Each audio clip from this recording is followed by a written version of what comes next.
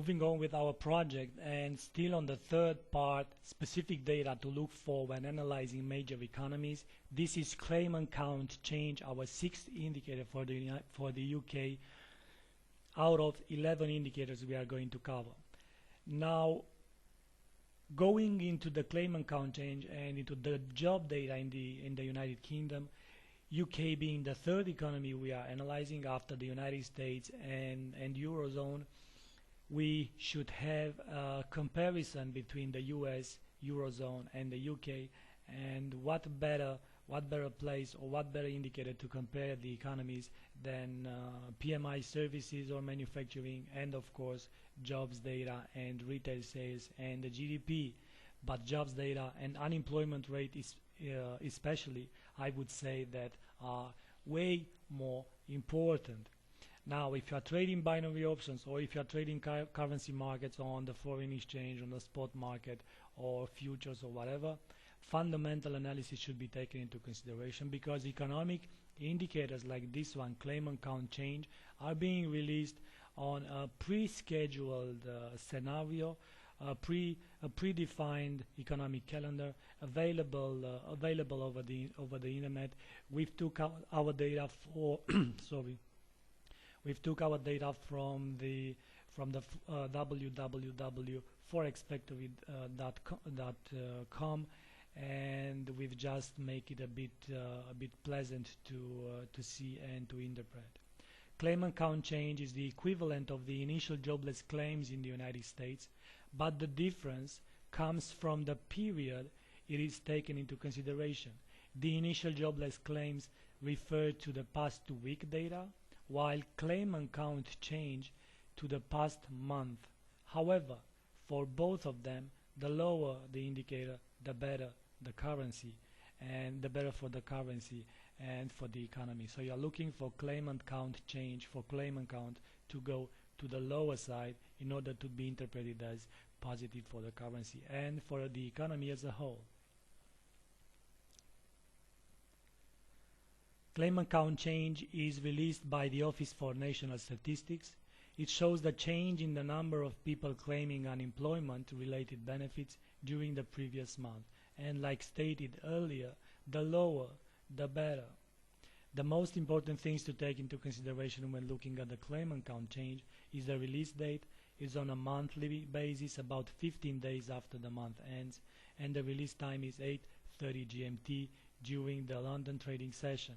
It is released together with the unemployment rate, and traders are looking at it with extreme interest in order to see future direction of possible monetary policy the Bank of England is going to apply, or the Monetary Policy Committee is going to apply, some changes that may come in, easing programs that are being run, and so on and so forth. Speaking of easing programs, all the central banks in the world are being involved. The major central banks in the world are being involved in easing policies. In the United States, the easing program is being called quantitative easing. In the United Kingdom, is being called asset purchasing facility, and in Europe, all these bailouts are basically easing monetary policies. As a consequence, the balance sheets of central banks are expanded. So unwinding such expanding balance sheets tends to be a problem. As you will see, is going to be a problem for the United States, as they are trying to start tapering with this coming fall. That one should be interesting to see. But that was only a deviation from our subject. Claimant count change, drawdown. It is a lagging indicator. Why? Lagging indicator, it refers to the past month, and in the meantime something may change in the claimant count, and because of that it is being viewed as a lagging indicator. It is not the same like the initial jobless claims in the United States that are being released on the weekly basis, but nevertheless this is a drawdown, and it shows the number of unemployed people, and because it refers to the number of unemployed people, this is an important signal of economic health or worsening condition on the labor market. Now again, the release date is monthly, about 15 days after the month ends. The release time is 8:30 GMT during the London trading session. It is a first tier indicator and it brings definitely important volatility level. If the actual is lower than the forecast, again, so lower than the forecast, you are looking for claimant count to be to the downside. It should be viewed positive for currency. If the actual is higher than the forecast, it should be viewed negative for the currency.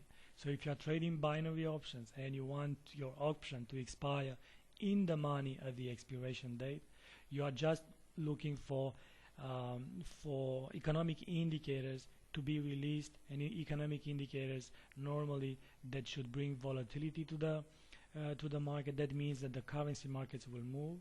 Choose an asset related to that indicator. In this case, if you are looking at the claimant count change in the United Kingdom, you should choose something related with the Great Britain pound. Let's say Great Britain pound US dollar, Great Britain pound Canadian dollar, Great Britain pound Australian dollar, Great Britain pound Swiss franc, and so on. And at the time of the release, if the actual claimant count comes to the downside, in the sense that it is lower than the forecast, this should be viewed positive for the currency and positive for the asset you bought with your binary option. So you need to buy calls in order for the option to expire in the money, or you need to buy puts in order for the option to expire in the money if the actual is coming higher than the forecast. Looking at the past 6 months worth of data and at the unemployment claims, and you are seeing that there is clearly a positive trend here. The unemployment claims or the claimant count change are coming to the downside in the sense that from February, March, so from March, April, May, June, July, the claimant count is